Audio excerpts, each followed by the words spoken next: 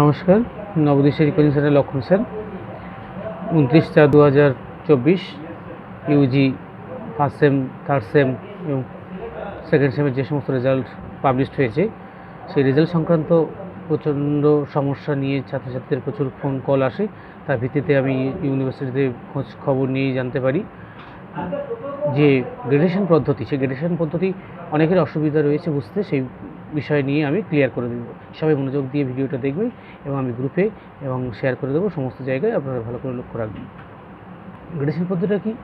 গভর্নমেন্টের যে ইউজিসির নিয়ম রুলস অনুযায়ী, সিবিএসসি রুলস অনুযায়ী কোনো স্টুডেন্ট যদি 90 থেকে 100 মার্কস পায় তাহলে সে ও গ্রেডেড হবে, মানে আউটস্ট্যান্ডিং রেজাল্ট। যদি 80 থেকে 90 হয় সে এ প্লাস, এক্সেলেন্ট, এ প্লাস। 70 থেকে 80 তাহলে এ গ্রেডেড পাবে। 60 থেকে 70 বি গ্রেড, 50 থেকে 60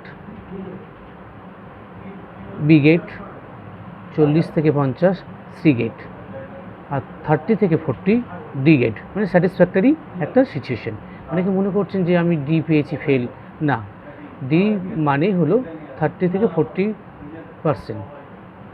ডি মানে হলো 30 থেকে 40%-এর মধ্যে যদি কোনো স্টুডেন্ট নাম্বার পেয়ে থাকে তার গ্রেডেশন ডি, মানে স্যাটিসফ্যাক্টরি একটা, মানে ডিটাকে বোঝাচ্ছে স্যাটিসফ্যাক্টরি, মানে সে পাস, পুনরায় তাকে পরীক্ষা দিতে হচ্ছে না। সি মানে দ্য ক্লিয়ার, সি মানে অল ক্লিয়ার, অনার্স ও ক্লিয়ার। 35% মার্কস হলো সি।